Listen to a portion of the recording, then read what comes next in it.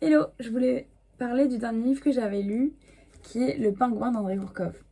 C'est l'histoire de Victor, qui est journaliste, qui vit à Kiev, en Ukraine, dans les années 90, et qui commence un petit peu à s'embourber dans sa solitude. Alors il décide d'adopter un pingouin qu'il va appeler Misha. Et il commence à vivre avec ce pingouin, et en même temps, il décroche un job dans un grand journal pour écrire des nécrologies. Donc ces courts textes qui accompagnent l'annonce du décès d'une personne de notoriété publique. Il a l'impression d'avoir trouvé un cadre dans son existence et donc que ça peut plus ou moins filer droit. Sauf que petit à petit, il se rend compte que la temporalité des nécrologies qu'on lui demande est très serrée. Il les écrit la semaine A et la semaine B, la personne est décédée. C'est un petit peu particulier. Et en fait, petit à petit, il va se rendre compte que son action et la banalité de sa vie, en fait, est reliée à quelque chose de beaucoup plus grand et peut-être beaucoup plus malfaisant. Et ce qui est intéressant, c'est que le roman, tu le passes à suivre cet homme qui n'est pas totalement à côté de ses pompes et qui comprend plus ou moins inconsciemment ce qui est en train de se machiner, ce qui est en train d'être manigancé, on va dire, avec son concours, sans forcément lui demander son avis. Mais il va constamment reculer devant la réflexion finale qui est oh mon Dieu, je suis utilisée, oh mon Dieu, je fais quelque chose de beaucoup plus grand. Il est toujours dans un aller-retour face à la vérité par pur besoin de protection. Et en fait, c'est excellent parce que je pense que tous dans nos vies, on a des valeurs qu'on souhaite défendre et une haute opinion peut-être de notre intégrité. Mais est-ce que finalement, sommes-nous si intègres que ça? Parce que dans des systèmes hiérarchisés, tu ne pourras jamais vraiment posséder l'entièreté de la teneur de tes actions. Et jusqu'à quel point tu es un lâche ou une mauvaise personne si tu n'arrives pas à sortir complètement de ces schémas-là ou à dénoncer complètement l'horreur ou l'absurdité dans laquelle tu participes. Voilà. Et ce personnage du pingouin, je pense qu'il faudrait plus l'étudier. C'est un peu un retour à chaud. Ce pingouin, il est hyper intéressant parce qu'il a une aura incroyable. Il y a beaucoup de moments dans le roman où le personnage s'embourbe un peu dans ses problématiques et dynamiques de pouvoir avec les autres. Et il y a des moments un peu de... Comme si le pingouin avait l'œil inquisiteur de la vérité. Et le pingouin interagit par le regard, par le toucher, par les sensations avec son maître pour lui dire... Enfin, comme un signal d'alerte, quoi. Il y a quelque chose... Il joue beaucoup avec le regard de ce pingouin et ses émotions.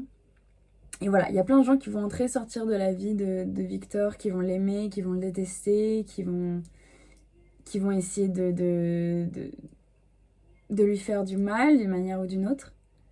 Et lui, ça va juste être une lente et sinueuse... comment dire, élaboration de sa propre fuite, quoi. Fuite en avant pour ne jamais ouvrir totalement les yeux face à la vérité de ses actions et du fond de ses actions. Parce que tant qu'on ne dit pas, tant qu'on ne voit pas, tant qu'on ne sait pas, on est sauvé. C'est ça l'histoire.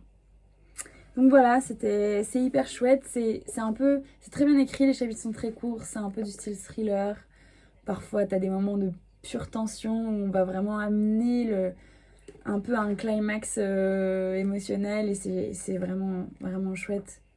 Vraiment, à un moment, j'ai eu du mal à m'arrêter de lire ce livre et voilà. Je le recommande. Hello! J'ai terminé ma lecture de La Nouvelle Rêvée d'Arthur Schnitzler, qui est un écrivain de la toute fin 19e, début 20e siècle. Et La Nouvelle Rêvée, c'est le livre qui a inspiré le film Eyes Wide Shut de Stanley Kubrick. Et je ne le savais pas avant d'acheter le livre. Donc ça a été un petit peu une surprise quand j'ai commencé à lire et que j'ai vu que c'était exactement l'histoire du film. Et donc, en gros, c'est l'histoire d'un couple, Fridolin et Albertine, qui ont une petite fille. Fridolin est médecin, Albertine est femme au foyer, et ils ont une vie tout à fait conventionnelle. Ils sont jeunes, ils sont beaux, ils sont amoureux, et tout va très très bien. Et en fait, ils sont même carrément joyeux, enfin en tout cas leur existence leur convient.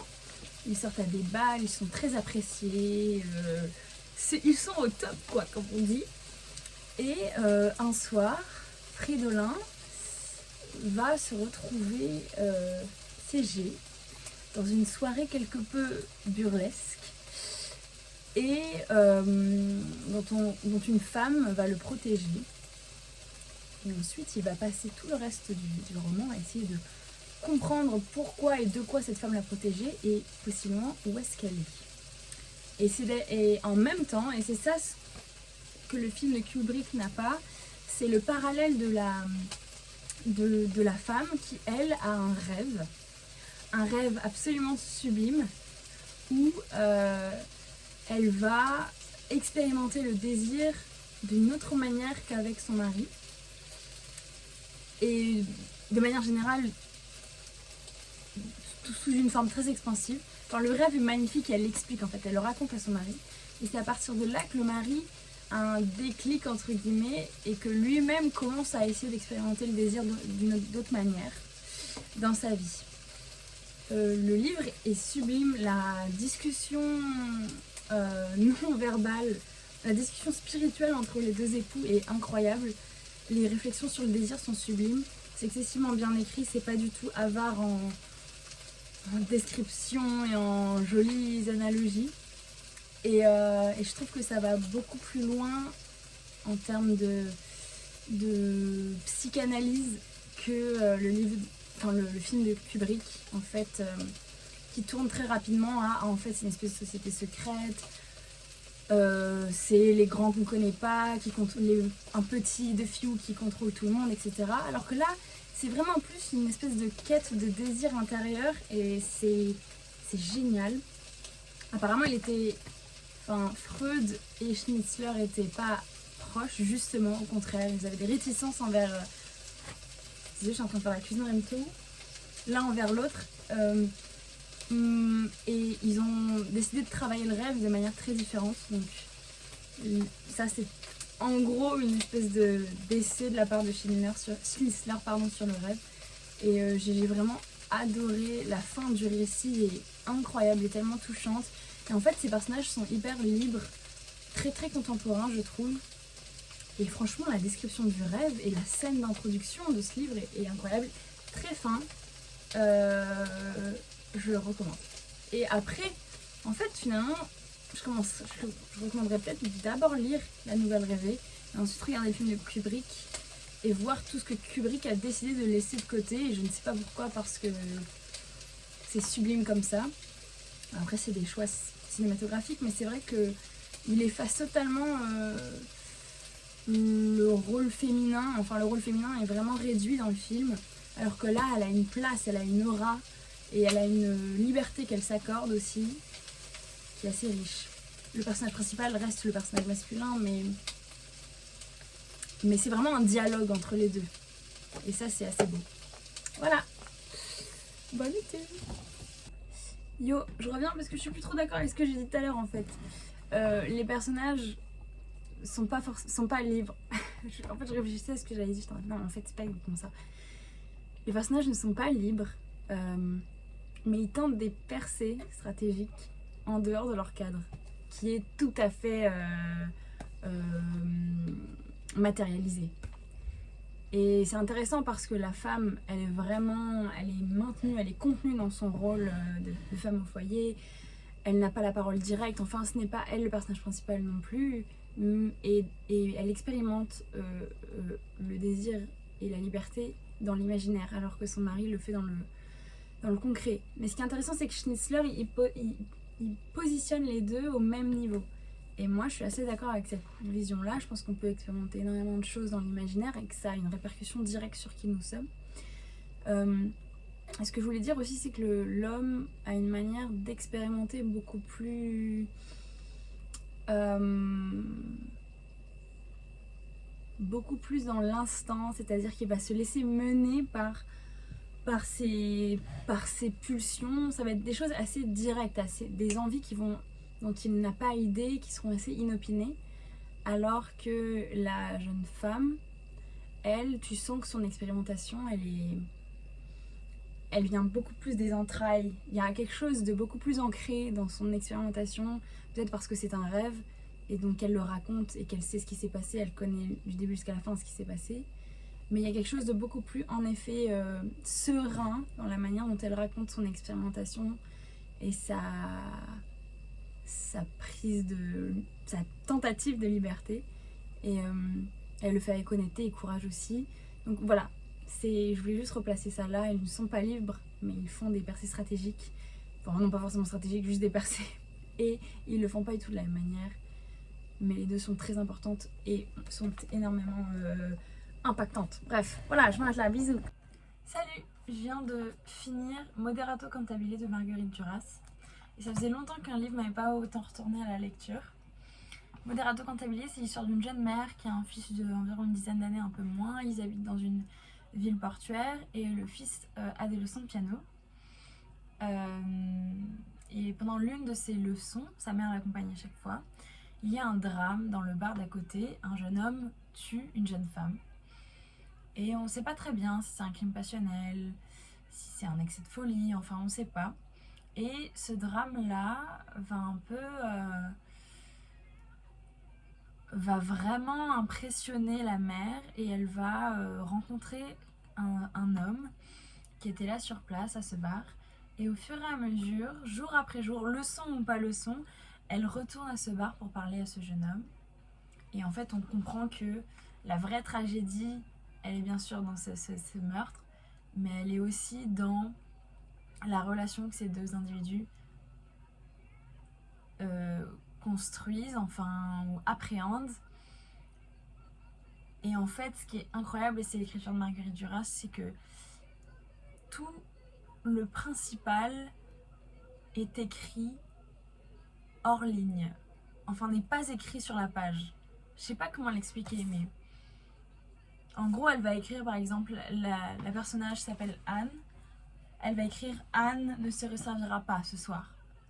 Et en fait, ce qui est réellement important, ce n'est pas que Anne ne se resservira pas ce soir, c'est que elle ne se resservira pas ce soir parce que elle a un chagrin d'amour ou elle a trop bu ou des choses comme ça qui sont implicitement indiquées dans le récit. Et c'est ça tout le long, parce que cette relation, elle ne peut pas éclore, elle ne peut pas être vécue. Et donc tout l'essentiel du livre se trouve dans le non-dit et dans l'à côté. Et en fait, et là vous vous dites sûrement, mais c'est impossible donc de comprendre ce livre. Mais c'est ça le génie de Marguerite Duras, c'est qu'elle arrive à t'amener vers cet à côté, vers ce hors-piste. Et tu sais exactement quand elle dit Anne ne se resservira pas ce soir, ce qu'elle veut dire. Et ça, c'est incroyable. Et elle y arrive très bien. Et c'est fou en fait, non? Je sais pas. Bon, bref. Et il y a de très belles images en fait. Les mots sont pesants, ils sont forts, ils ont un sens. Et ils sont appuyés comme ça sur la page, j'ai l'impression. Il y a beaucoup de drame, c'est très dramatique, c'est solennel.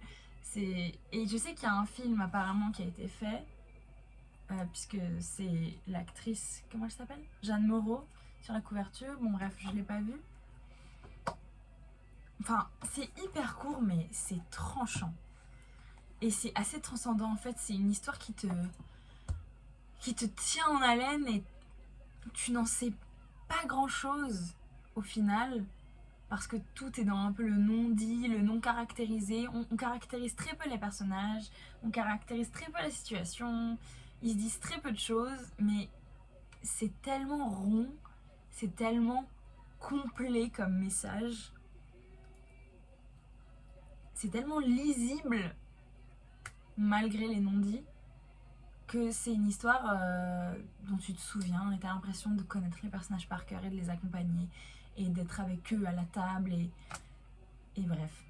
Donc c'est un truc qui reste en tête en fait, c'est que quelques pages mais c'est le genre d'histoire qui te reste en tête.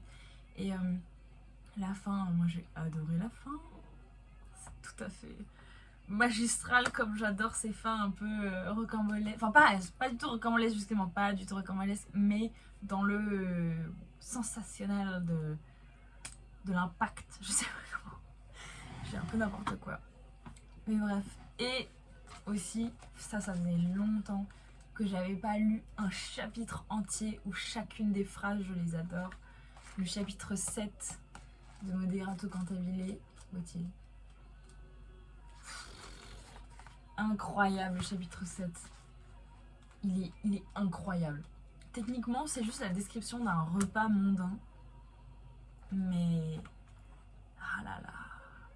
Tous les nœuds sociaux que tu comprends, les rancœurs, les sentiments bafoués, c'est génial. Et en fait, ce que je trouve génial aussi avec Marguerite Duras, c'est qu'elle, mais j'ai l'impression de me répéter, mais elle n'enjolive pas ses mots. C'est très limpide comme écriture. Enfin, en tout cas, ou alors c'est parce que ça me touche personnellement. Mais je trouve que c'est très limpide comme écriture. Il n'y aura pas de mots alambiqués, il n'y aura pas de tournure de phrases avec des métaphores dans des métaphores dans des métaphores. C'est une phrase qui est tellement simple, tellement évocatrice. Elle s'accroche à toi, quoi, l'histoire et la phrase. Donc, bref, j'ai vraiment adoré Moderato Cantabile.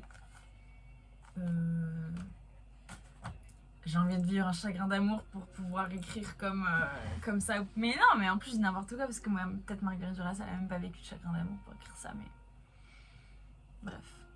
J'ai trop aimé. Ça m'a fait trop plaisir d'aimer autant. Parce que c'est trop chouette d'aimer un livre. Tu sais, et surtout pendant la lecture, c'est trop chouette. Là, tu tournes les pages et chaque page te plaît. C'est un sentiment incroyable. Bref. Voilà. Salut! Vas-y, bouge pas et fais des bulles. I mean, basically it was Fernanda, bronze,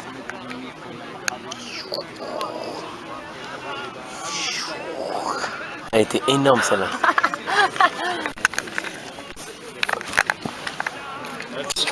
you know, and then It won't change with her, but it is the thing is it's like she both wants to be independent artist, but she's too needy to take action. So like she's like, I want to leave now. Like, no, but everyone, you need to leave. But if you want to leave, she has a problem with that where it's like she'll be like, I want to do this now, but then I still need to be with someone with the affirmation of, you know, and I'm the kind of person where I'm like, well, you're independent, like just go, but I'm also